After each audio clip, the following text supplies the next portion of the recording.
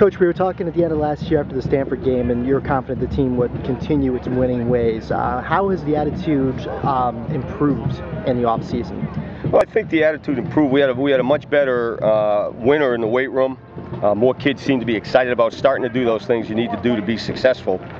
It's carried over somewhat into the fall. I'm a little disappointed, quite frankly, with our numbers. They're not quite where I thought they'd be, but we've got some pretty good kids, particularly on offense. I think right now our offense is miles ahead of our defense. Defensively, we've got some pretty big holes to fill, but the kids are pretty optimistic. Well, you lost a few starters on offense, but you also brought back a lot of very key starters like TJ and Danny. Anyone else on offense we should be checking out? Well, I think up front, Andrew Silver, our right tackle, number 77, is the biggest kid in our team, one of the strongest kids on the team. We're hoping that he'll have a nice year this year and become the dominant kind of kid that we thought he could be. We lost our captain, Ben Apfel, in our spring game. He tore his ACL, but his surgery went great. He's already jogging, so we're hoping to maybe have him back for the latter part of the season if things continue along the way.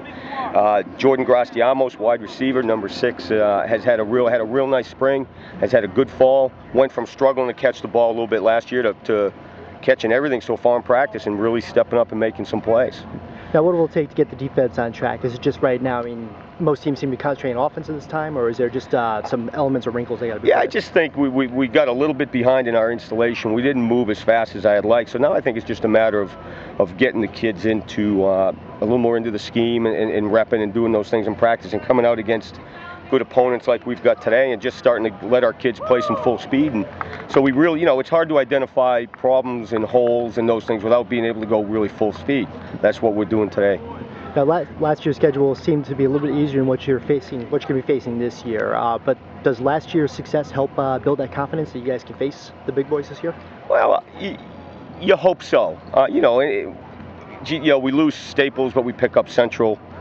We lose Norwalk, but we pick up McMahon. It's clearly as tough a schedule, if not a little bit tougher, top to bottom. We're just, our philosophy is we're just going to take it one week at a time. We're going to try to get better every week, work hard, focus on effort and attitude, and hopefully things will fall in place. We'll have a chance to win a couple.